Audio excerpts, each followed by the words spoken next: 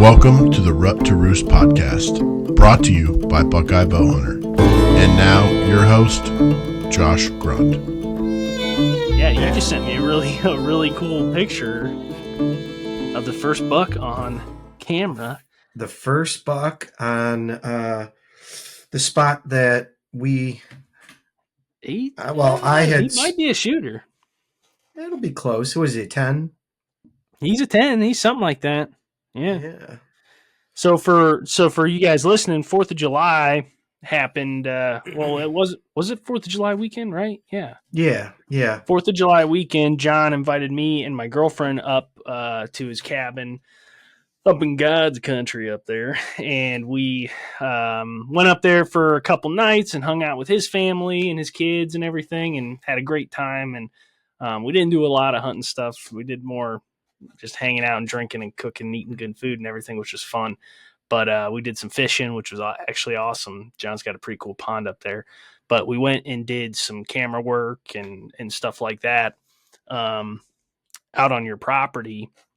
And I don't know if you want to tell them about this spot. John found this awesome scrape. Yeah, pretty cool spot. Last year, late season, right?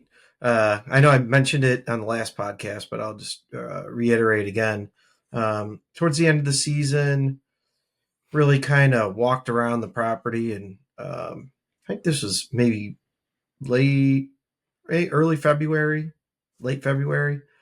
Kind of just walked everything. Followed all the big trails, kind of went into places that I really haven't been, and just, followed the sign, where there were tracks, where there were droppings, where there were beds, just followed it and tried to live the life of what the deer were doing. And I came across, some rut activity areas, but then there was a spot where there was a fallow field on the top of a little knoll. And it's not that big. Maybe, I don't know, what do you say, like 30, 40 yards? Yeah. Maybe an acre. It sits up on a knoll and it falls down off that knoll and into kind of a little riverbed area. There's a meandering creek in the bottom, and then it kind of jumps up and comes back up into some little hills, a little bit of hummocky terrain. But at the bottom of that, down by the creek, I don't know, maybe 5 different trails kind of all come together at once. And there was a big scrape. And I marked it on my phone. I'm like, ooh, got to have a camera here. It seems like everybody that goes through this block of timber, at some point, if I was a buck, I'd want to at least run through there quick and see who's around. Absolutely. And that's probably, it's a really cool spot because for up where you are, there's actually a lot of topography right there. There's a lot of stuff going on with hills and stuff where like the majority of Ashtabula is flat as a bone, right? So who's that guy that we listened to? Did you show me that video that shot that giant buck in southern Ohio on public land? He used to hunt PA and then he moved to Ohio and he's killed like a 170 on public like every year since he moved here. I don't think it was remember his name. Jake Bush. Jake Bush. Do you remember that guy? It rings a bell. Yeah, Jake Bush. Yeah, he maybe it was Bryce who showed him to me or something. But anyways, he's the guy. He talks about scrapes like that all the time. I believe he talks about. I think he calls them hub scrapes, which is what that reminds me of. Like it's a scrape at the bottom. There you got, hills and ridges and everything kind of funnels down to this one little spot. So in the evening, on a calm night when all them thermals are dropping and it's, those bucks are checking scrapes when they get up out of their bed, that's one of the first places they go and they can stand at that spot and they can smell every doe bedded up on every knob around that entire valley. It's just, it's a cool spot. Except for all the poison ivy on all of your tree options. But I think you froze, John. Yep, I'm back. Uh-oh. It says it's trying to reconnect. Are you back? I hear you now. I'm back. Yeah. You were like, you had this like stoned face, and I was like, what, does he not like something I'm talking about? Like, what the hell's going on? And then I realized you were froze. But yeah, it's a cool spot, except for all, you might have missed it, except for all the poison ivy on all your tree options. Did you end up Yeah. going back and cutting those down? Yeah. So I went back. Let's see. You left, I think, a day early. I still had that morning. So I went back out. I think we picked out a tree that I could get up and into, but it had poison ivy all over it. So I went back with the hatchet and cut it apart. Tried to rip off as much as I can. Hopefully by deer season it'll have dried out enough to where I can get it off without not getting it too bad. I mean, Yeah. I mean, that's a really good tip for this time of year. If you're, to go and check your trees that you like hunting, or, if you're picking new trees and stuff like that, if you're scouting, making sure you're actually picking specific trees that you want to hang and hunt out of or put a stand in, and carrying a saw or a hatchet or something with you to kill that poison ivy. And at least, hopefully it dries out a little bit, if that's even how it works, before you actually climb it. 'Cause I don't know how many times that's happened to me, man, where I think, all this spot is banging. I need to sit right here. And the only tree is just covered in poison ivy. yeah. Yeah. So, but I got cleaned pretty up. cool. Looks good. I got some shooting lanes cut in. I went back in, snapped a bunch of branches, and opened it up to where I can get. I think I got 2 windows. It's an area where there's a lot of canopy. It's a lower canopy, so there's a lot going on. I think if the leaves are still on, I'm going to have 2 windows. I don't know quite what it'll look like once all the leaves come off, but that's a morning spot, in my opinion. Yeah, I agree. I think you get a nice, calm, real cool morning, and you can you let your breath go, and you can watch it just floating up into the air. That's the morning you need to be in that tree stand in early October, that first cold front. Ooh. I'm getting, yeah. Dude, I can't wait, man. I definitely have gotten the bug and been watching videos and hunting videos, and it's kind of I just bought arrows recently. You bought arrows recently. And I did too. Yeah. That's kind of what gave me the bug. I got something new to play with, and I started going down the rabbit hole a little bit, doing a lot of research, and bought arrows. And that's kind of what we want to talk about today. I think we want to talk about, just arrow selection, because it can kind of be this thing that's like, just either people don't think about it, or I think maybe they overthink it too much too. You can fall into both camps, I think. You can take it wherever you want to take it. It's something that's wide open, that you can care a lot. Not to say that you shouldn't care, but you can really get down that rabbit hole to where you're way down there. Me personally, for me, I'm very, very busy. I got little kids, I got a job, I got this and that. So I kind of went into it, I wanted to maybe build arrows. Well, first, John, what made you want to get new arrows to begin with? Like, you were shooting arrows last year. So yeah, last year I had the Victory TKOs, which I think are still very good arrows. But I had I had a rough year last year. I could say that. So a couple of lost arrows, a couple of deer I shot, broke the arrows. They kind of got whittled down to 2. So I figured it'd be a good time. And in all honesty,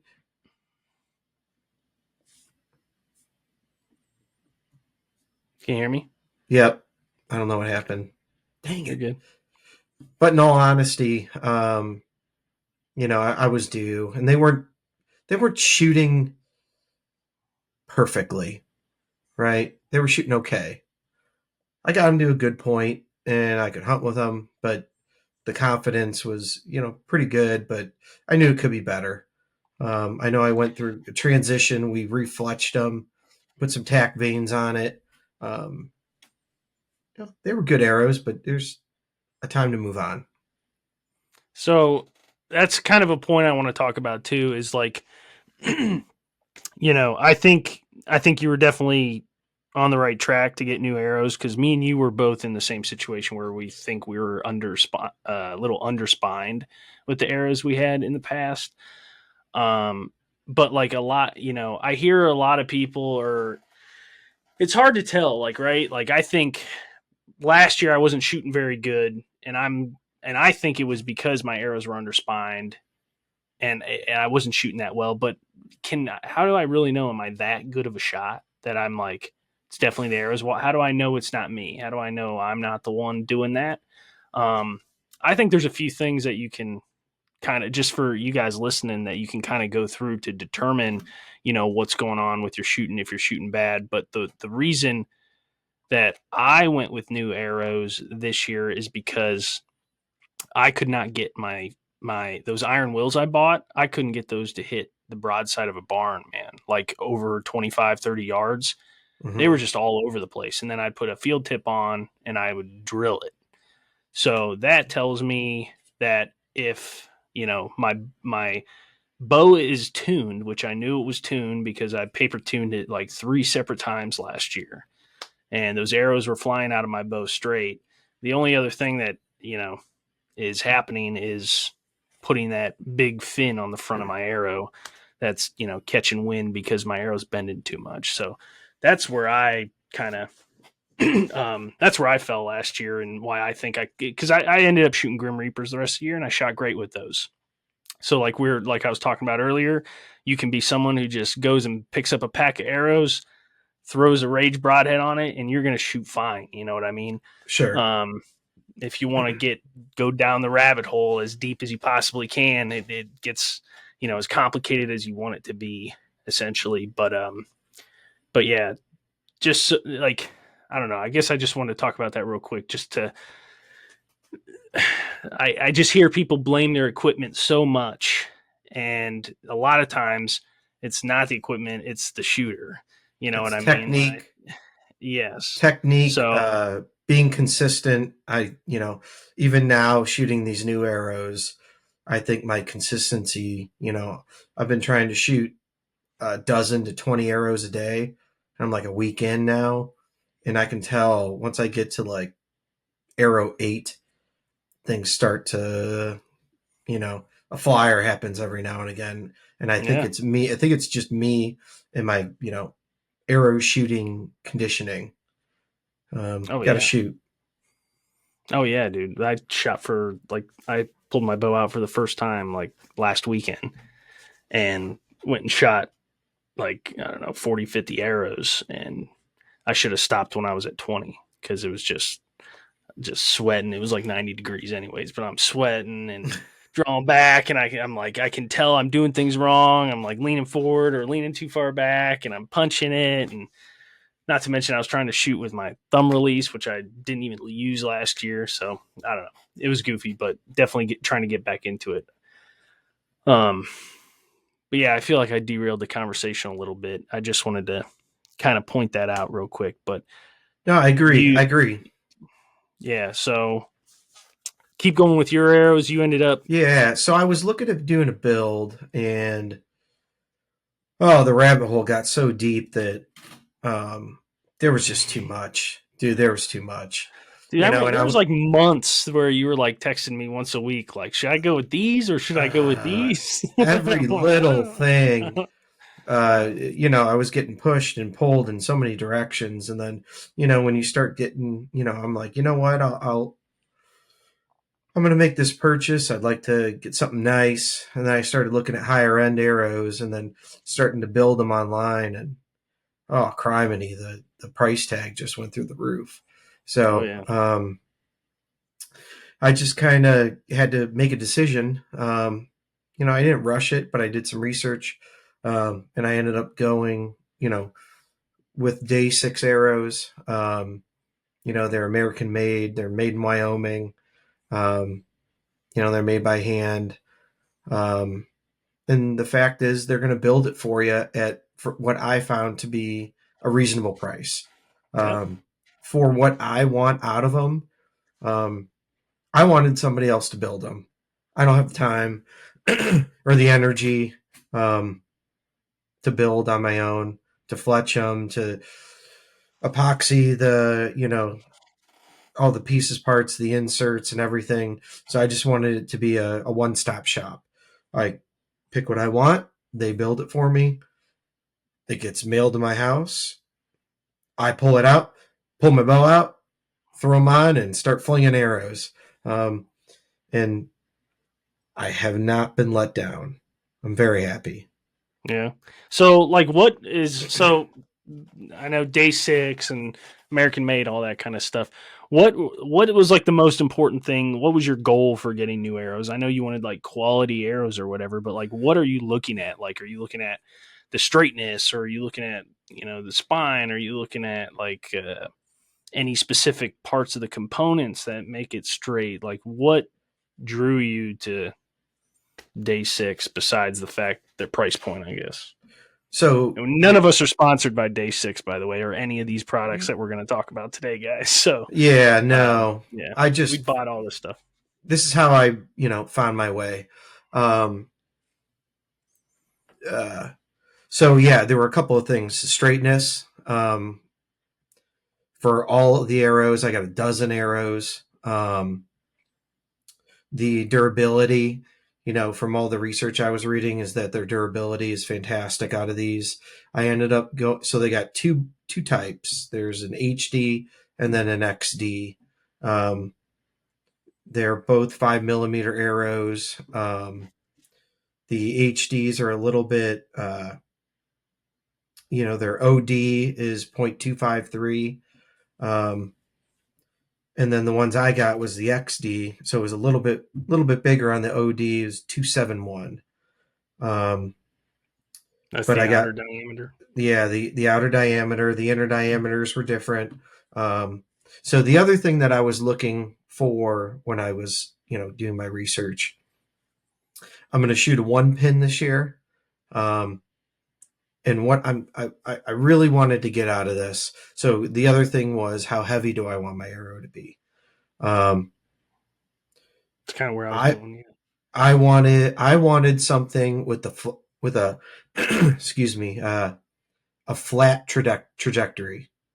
I wanted something that gives me a lot of forgiveness for accuracy. So I'm not quite looking for tons of FOC out front.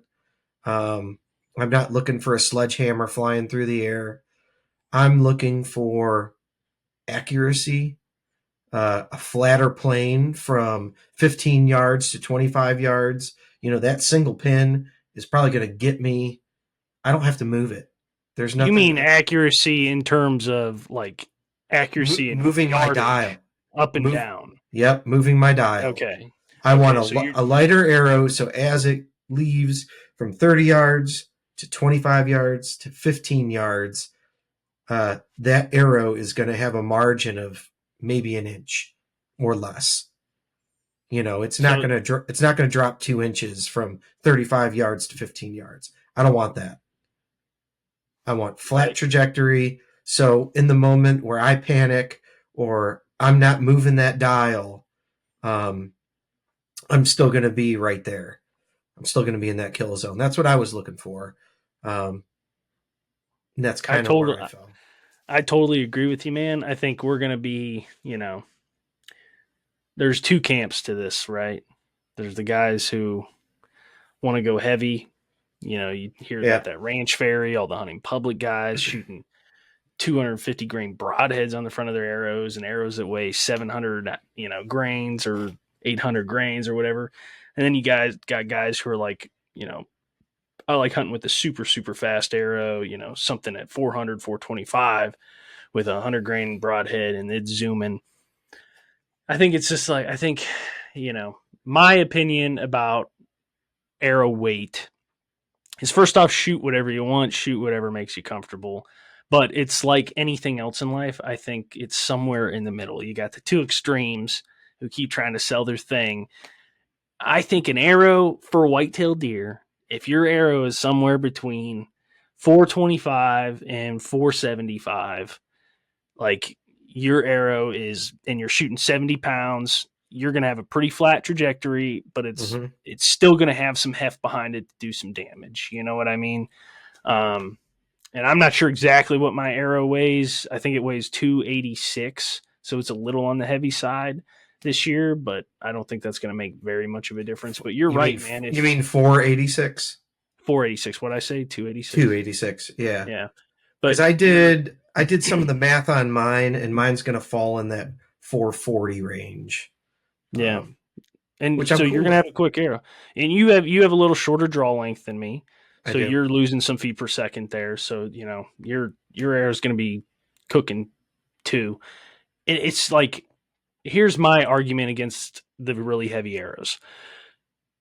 First off, you don't need it if you actually hit the animal where you want to hit it, right? If you hit behind the shoulder, double lung the deer, like you don't need a giant 250 grain broadhead to break a scapula.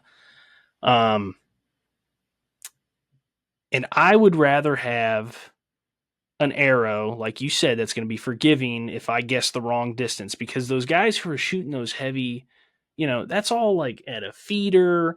They're shooting at a pig at 15 yards. That's not moving. They know exactly how far it is. You know, they're not in a tree stand trying to shoot a moving target, chasing a doe. And if your arrow weighs 590 grains and you guess 24 and he's at 27, you missed him, or you're not going to find him. You know what I mean? Yeah, you're going to hit the brisket, and you're not going to get him. Yeah, I have always I've shot a single pin for probably 10 years now, and I have always tried to keep it so that I don't have to touch my pin under 30 yards. So if I have a deer under 30 yards and I put that thing right behind the shoulder, you know, top of the heart, that deer's dead from 0 to 30 yards. You know, I might shoot a little bit high, a couple inches. I might shoot an inch low, but the deer's dead. And that's the way I've hunted for such a long time. It's worked pretty well for me. And I think it helps a lot with people it helps a lot with having to make decisions on the fly. Right. And you're kind of like me, where you panic and fall apart when the moment comes. Like I have been like that forever. I've messed up so many shots, in the less decisions that I have to make under that high pressure situation, the better off I'm going to be. If I can look at a deer and be like, he's definitely within 30 yards and I just have to put the pin on him, you know, don't give me 3 pins to choose from or split pins or something like that, because I'll mess it up every time. I think it's just, that's the way I've done it for a long time. I think it works really well. Anybody who really struggles with, like, you know, buck fever or keeping it together in that moment, I think, you know, going to a single pin, going to a little lighter arrow that's going to give you a flatter trajectory is a really good way to kind of like eliminate a lot of mistakes during that moment. This definitely helped me. So I think you're on the right track, buddy. So yeah, no, that's the route I want to go. I want forgiving. I want easy. I want my equipment to be dialed in and something that I don't have to worry about.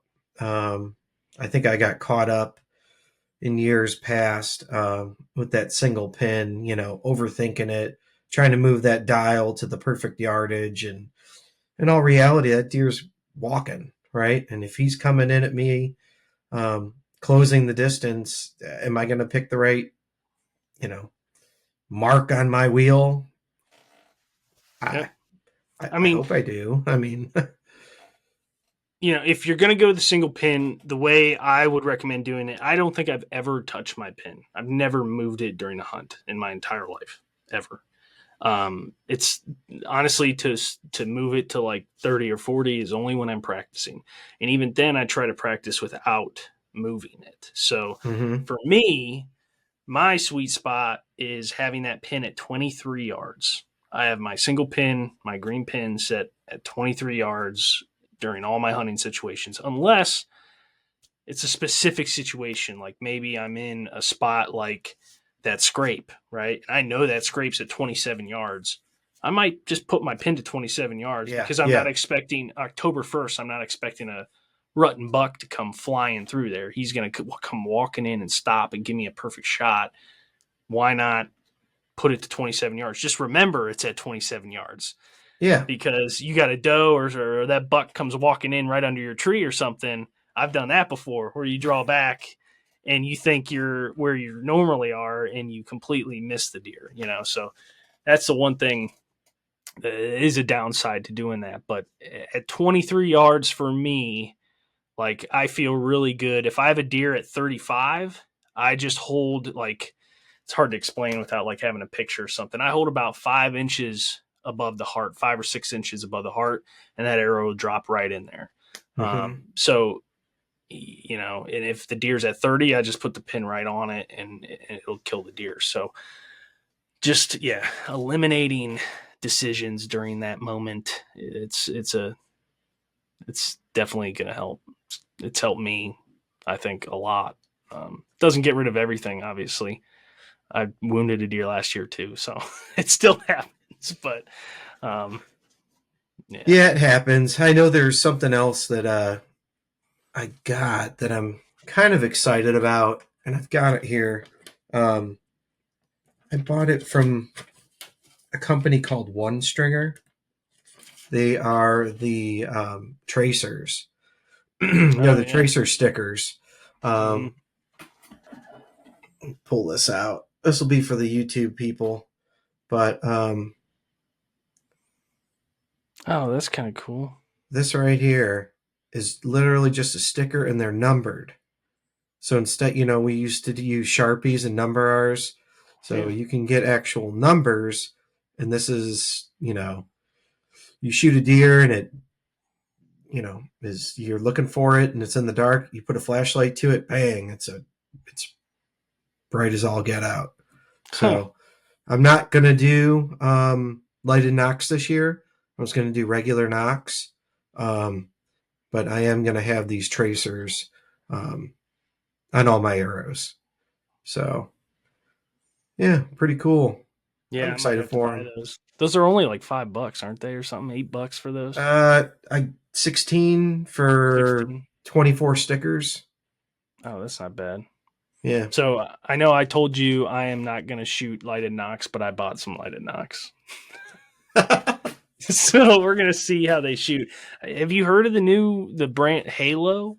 They just dropped Halo. Yeah, kind of recent. Yeah, they look cool. They got rid of the switch and having to turn them off and everything. And supposedly they fit like a real nock now. So that's the problem I've always had with lighted nocks is they don't fit on my string, and I never shoot very accurate with them. It seems like now, I'm probably getting some knock pinch or something when I'm drawing back or something. I don't have a lot of capabilities to work on my bow. So I just haven't really ever shot lighted nocks, but these ones kind of interested me. So I bought a pack of them. I'll see how they go. We'll see. But if I don't like those, I might end up getting a pack of those tracers because at least they'll help you find your arrow, Yeah. Oh, yeah, definitely. Kind of a sweet little deal. Yeah. So can I switch topics real quick? Well, before you move on, I just want everybody to know that they heard it from Buckeye Bowhunter that we like a regular weighted arrow. We're not about the super heavy arrows. We're not about the super light arrows. Somewhere in between, moderate. Yeah, right in the middle. Yeah. So, anyways, just trying to cause a little controversy there. Sure. But switch gears, man. The most important part of your gear. What touches the deer? It's your broadhead, right? Your broadhead, yep. It's the only part that touches it. I mean, yeah, the arrow is going to touch it, but what touches it first? It's your broadhead. Yep. I know we've used an assortment over the years with some success and some failures.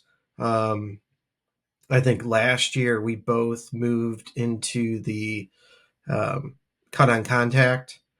I used the Day 6 Evo, and I think I'm going to run that back again this year. Pair it with their arrows. I've yet to shoot my broadhead with it, with these new arrows, but I'm excited to see how it goes. Because I've been shooting with the field tips, and I'm only shot at 20 yards, but I'm shooting a quarter, at 20 yards pretty consistently. So I'm feeling really good. I'm hammering it home. I think that might be next on our agenda is to get signed up for a 3D course. See what we could do out there. I was going to say I'd be down to do one this weekend if you want. Yeah. Go to one somewhere close. There's got to be a few happening this weekend. So before Day 6 Evos, I used to shoot these guys. So these are the G5 Montex. I've killed a lot of deer with them. And prior to that, I shot Schwackers, the mechanical. And I did not have success with those. Not to bag on them, but not a fan. I could just say that. So I moved on to these, and like I said, I killed a lot of deer with them. They flew pretty darn straight. The only problem is they made noise. Believe it or not, they like buzz through the air. Well, they got those big. I don't like any broadheads with those big cutouts like that. It's just like a whistle. Yeah, it sounds like it buzzes through the air. But again, they're super sharp. I shot a bunch of deer with them, killed a bunch of deer with them. So I've got those, and then I got these the Day 6. Those are gnarly looking. Yeah, and I actually hand sharpened these last year. So I got them ridiculously scary sharp. So I'd run these right over my arm hair, and the hairs would explode right off them. So very happy with these. Just got to get them shooting very consistently. Well, didn't you kill your buck last year with that? This is the arrow that killed that guy up there. So yeah, Day 6 arrow, and then the Victory TKOs. Now this was a 400 spine. I don't know that we mentioned exactly what we moved from, but I had a 400 last year, and I'm moving to a 300. So I'm stiffening my arrow up quite a bit.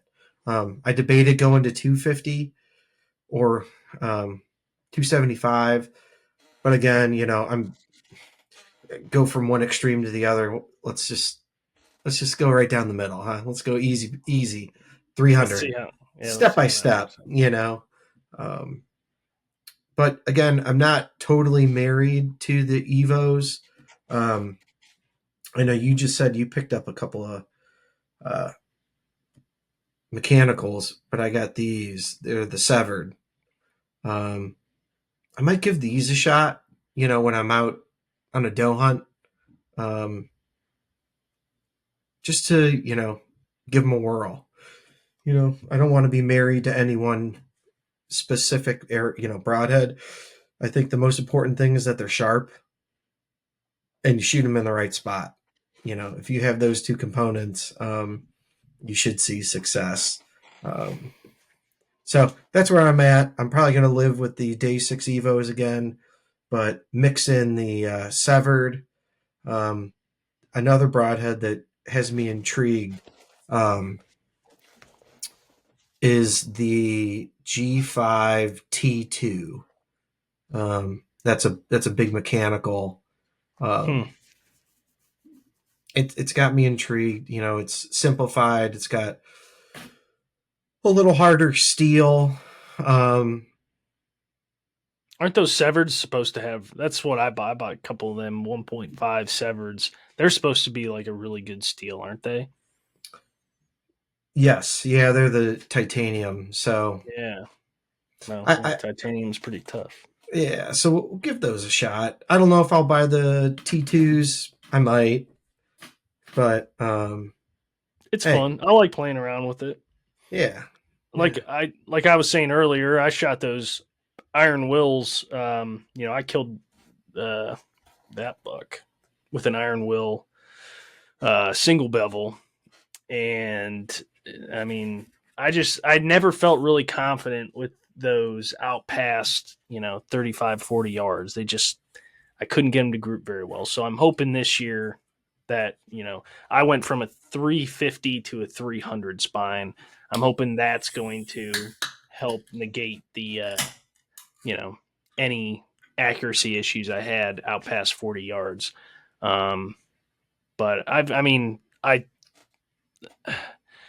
here's the thing about broadheads, in my opinion. I think it's another thing that everybody just overthinks a little bit too much. I've killed a lot of deer in my life. I've killed them with the old muzzies just fine. I've killed them with rages. I've loved Grim Reapers. I had Grim Reapers on my arrows last year.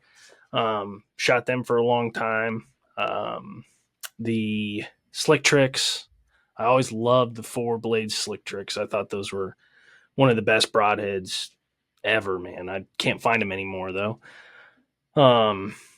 It really is just like you said. As long as it's sharp and you hit the right spot and it's not a piece of crap, you didn't buy some polymer tip something off of Amazon that's just going to like break apart in the deer. Even then the deer's probably going to die if you hit it in the right spot.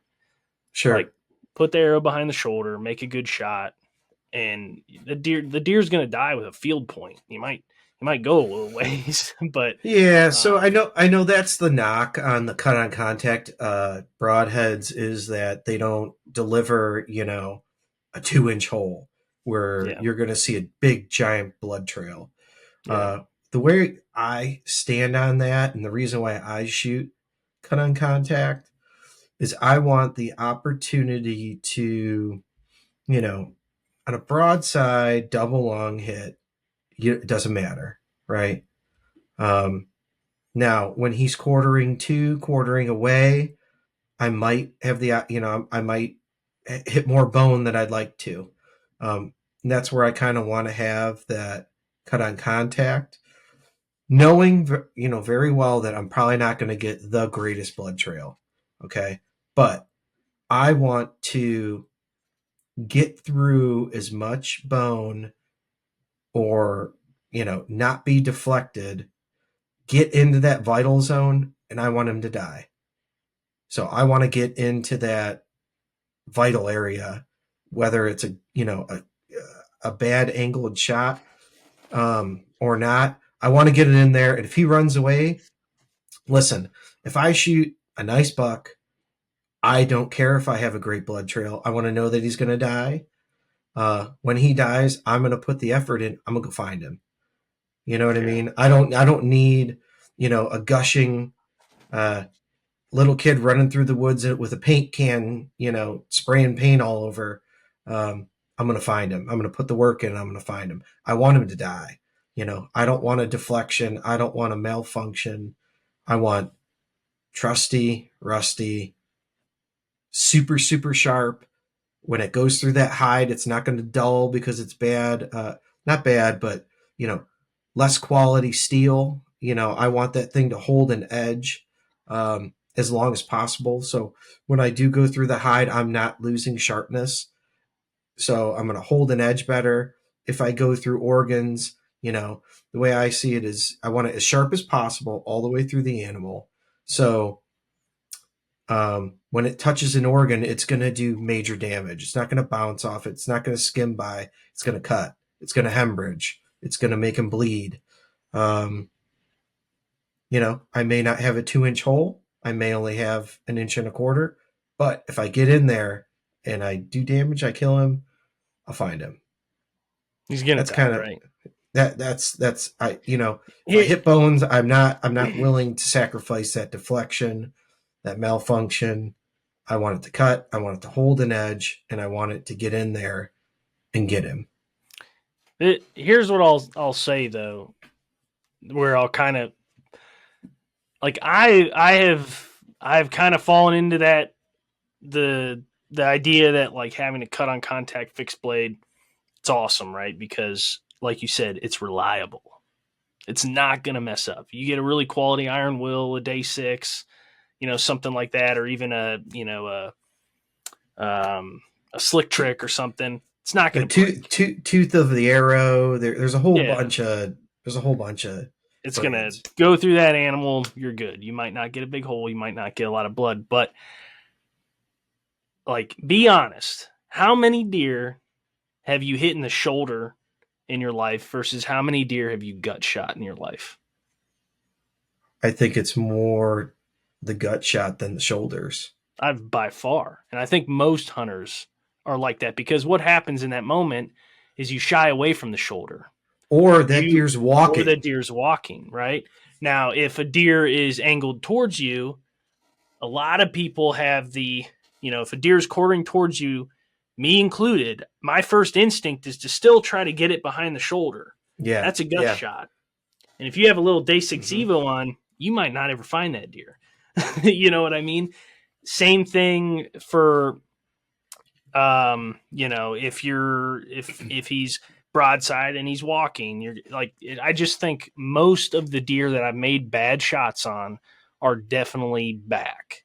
And if that's the case, I've kind of, in the last month or so, a lot of the stuff I've been watching and thinking about, whatever, I'm kind of coming back to mechanicals because what's going to kill a deer if you shoot him in the guts is blood loss. And blood loss, you want big cutting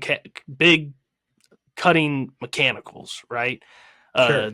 A day 6 or an iron will isn't going to give that to you. Kind of like the buck I killed last year. This buck that I killed last year, when I shot him, it was a liver shot. I shot him kind of high and back because he was walking. He was turning when I shot, and I released the arrow.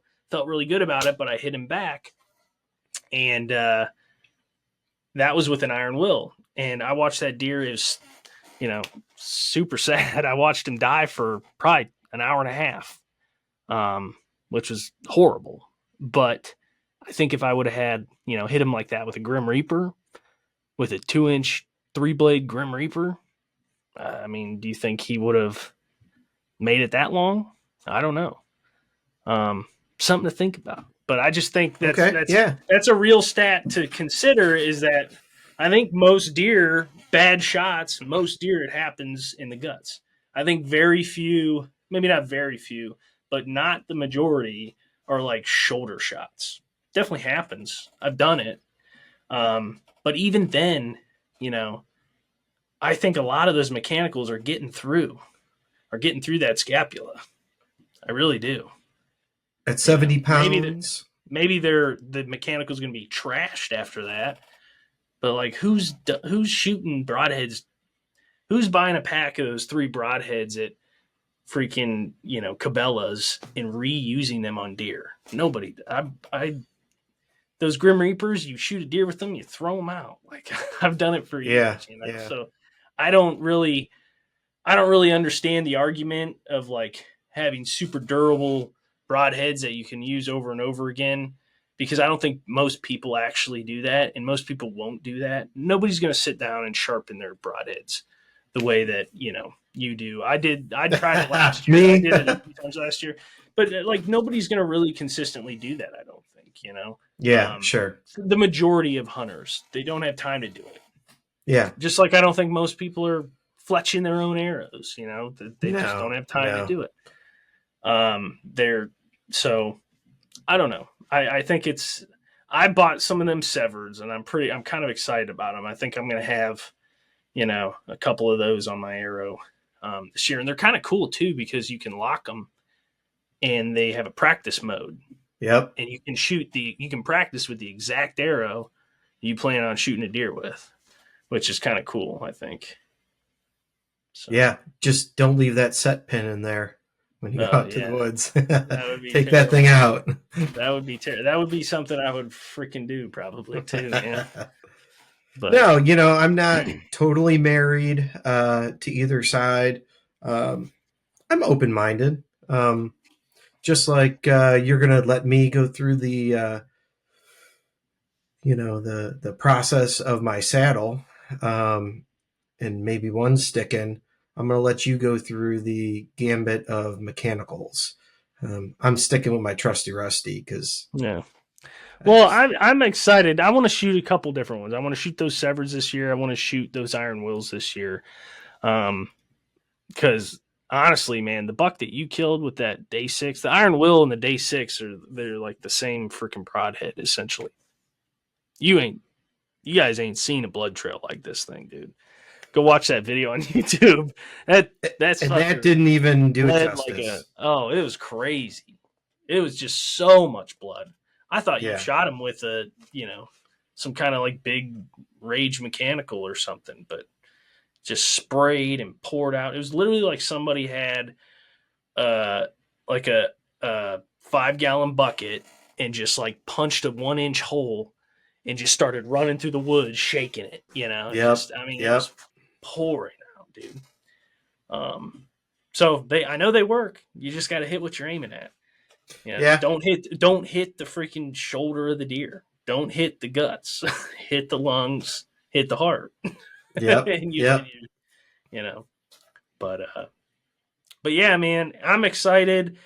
We definitely got to get shooting. We got to definitely get out and do some some 3D shoots. But I'm excited to switch arrows because I bought all new arrows too this year. I stuck with the same arrows I had last year. I just went up a stiffer spine, and I put tack veins on them again this year because I love those tack veins, dude. They're cool.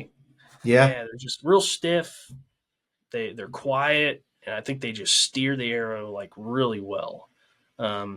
So theoretically, I haven't shot my broadheads yet. I haven't shot those Iron Wills yet, but theoretically, I should have like a really good setup to do it. So they should fly right. If they don't, then I might have to take another look in the mirror. But yeah, for sure. Excited. No, I think that's great. One last shift in conversation. Sure. I am a new owner of a saddle. Oh yeah, I forgot we were going to talk about that. So the other part of our little 4th of July trip, outside of hanging cameras, doing a little scouting, and hanging out and having a good time, so we broke out the saddles. I got to open up mine. You had yours with you. All I have is the saddle right now. So I have some decisions to make platform wise, one stick wise, rope, the accessories. I have the saddle. I borrowed your platform and sticks. So I got to sit in it and get a feel for it. I think it's definitely doable. I think I'm going to use it this year. There's just so many nuances to a saddle, though. Prusik knots and mechanical advantage, and I'm telling you, you started a whole thing, man, because it literally I was buying things like all year, all season last year. Every hunt I went on, I'm like, I need to change this. I need to change that. I can't stand this. Why did I buy this? This is junk. I need to get something else. Like the entire season. And I think I'm almost there. Maybe. I don't know. I might have to buy those ropes in the Rope Man 4 that you did. Like you sent me that Rope Man 4 and I was literally like, son of a bitch. God damn it. Just when I think I have everything perfect. Yeah. Now I think I need skinnier ropes and I need a Rope Man 4. Because the Rope Man 2 or the Rope Man 1, I don't even know what the Rope Man 2 and 3 is. Like everything I read about, all the research I did, everything I watched, every YouTube video, Rope Man 1. Everybody uses the Rope Man 1. Yeah, the Rope Man 2 had different teeth, and they were actually pretty abrasive, so they ruined a lot of ropes. From the little bit of research I had watched. But then I noticed they had just come out with the Rope Man 4, and I'm like, oh, okay. And I have an 8mm rope, little skinny dude, and I know the Rope Man 1 is... they recommend not using that. It's for 8 8 point. millimeter. It's 8.1 to 10, whatever, or 14 or 13 size rope. Is that how So close it is? 8.1. yeah. So it's not technically, but you could So probably get so when it it. fails, you can't sue them, but it probably will work just fine. Yeah, But but the Rope Band 4 follow is the instructions, guys. manufacturer's recommendations, Yes, there you go. right? But the Rope Band 4 is at 8.0. So they tweaked it a little bit and um, got it into range. So yeah, I went with the Ropeman 4. I Still got wonder to how put it much weight. together.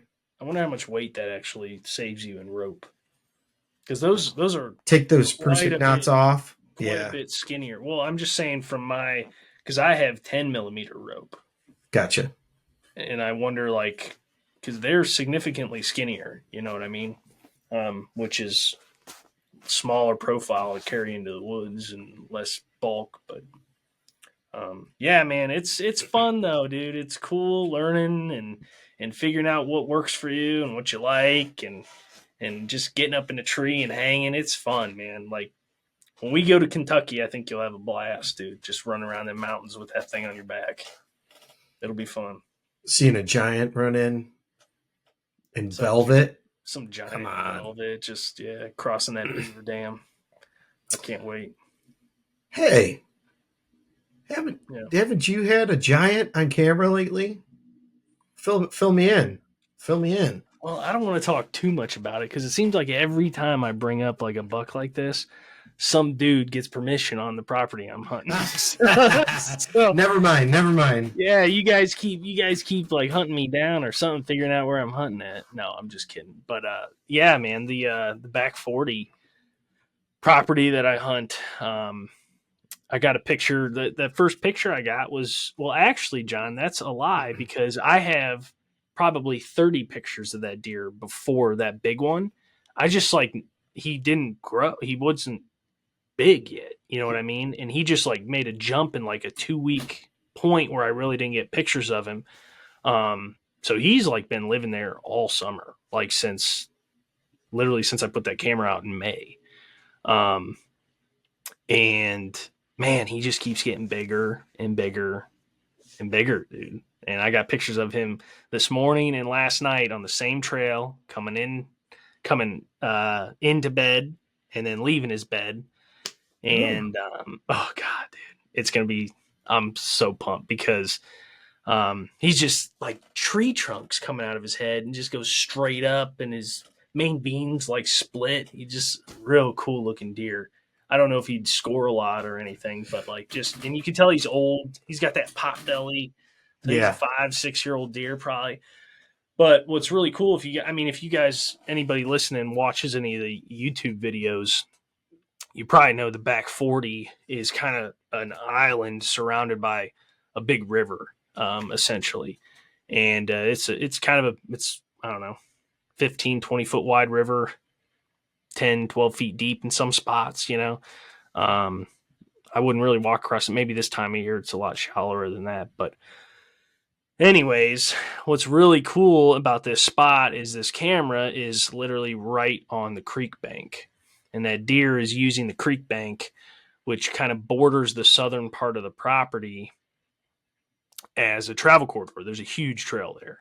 And there's bedding to the, let me try to think here. So there's bedding to the east, which is where he was leaving from this evening. And it's kind of hilly and there's some real thick stuff that was like logged, and it wraps around and the river kind of opens up and turns into this big braided wetland. So there's a lot of bedding back in there. And I think he's bedded actually pretty close to where that camera is because it was still broad daylight when he was leaving, which is kind of exciting too. But what's really cool is on a north wind, he's walking that creek, and that creek's to the south of him. So the wind's blowing, across the property, hitting his nose, and then blowing across the creek. Well, my access is from the downwind side of that creek. Ooh, I like that. Right. I like it. Yeah. Dude, I can just see like opening weekend, getting in there in the morning, there's a real big maple tree that's like right on the bank there. And I don't even have to cross the creek. I can just slide right into that maple tree, and he's going to come walking down that creek and give me literally a 16-yard shot across the creek. So I mean, it could work out, but it's only July, so there's a lot of time, yeah. But yeah, I keep having dreams about it, man. I think it's gonna be. It could work. It could work. I've never killed a buck opening weekend. Never killed one opening weekend, man. You're due. Last year was probably one of the closest I've ever gotten was October 10th. All my bucks I've killed are after the 23rd. Like, I've killed every one of my bucks between October 23rd and like November 10th. Every one of them. Well, that's when most everybody kills their bucks. Tells you something, right? Yeah, percentages don't lie. Well, maybe that's just when I take vacation. I don't know. Could be, or, yeah. But well, I mean, yeah, dude. So I'm excited. Sounds like you got the setup. Hopefully this gets you guys kind of excited, in the mood to start tweaking your setups and getting out and shooting, and maybe looking into, maybe your arrow setups aren't quite right for what you're shooting or something, and figuring that out. It's fun tinkering with all this stuff, and obviously sharpening your own broadheads and fletching your own arrows are not necessary to kill a deer, but it's kind of all the fun of it, right? It kind of makes it enjoyable and interesting and builds the anticipation. And what I like about it too is when you do kill a deer, it's kind of like a little more special because you like made that arrow or you sharpened that broadhead or something. Oh yeah. It's kind of cool, but little sweat equity into that. Yeah, exactly. But I think the moral of the story is, at this time of year, knocking the dust off your bow and shooting a little bit. If anything to take away from this podcast, I think that's it. Yeah, just very, very well said. Go get your bow and just shoot it. Who cares what happens? Let's just shoot it. So, thank you guys for tuning in. We really appreciate it. We will probably have another podcast episode out for you next week, so stay tuned for that. Not sure what we're going to talk about, but there's a lot of stuff to talk about, so we're pumped and ready to get at it. Maybe we'll talk about our 3D shoot and how terrible we do, John. Hey, maybe. Like Thank you guys for listening. We will see y'all on the next one.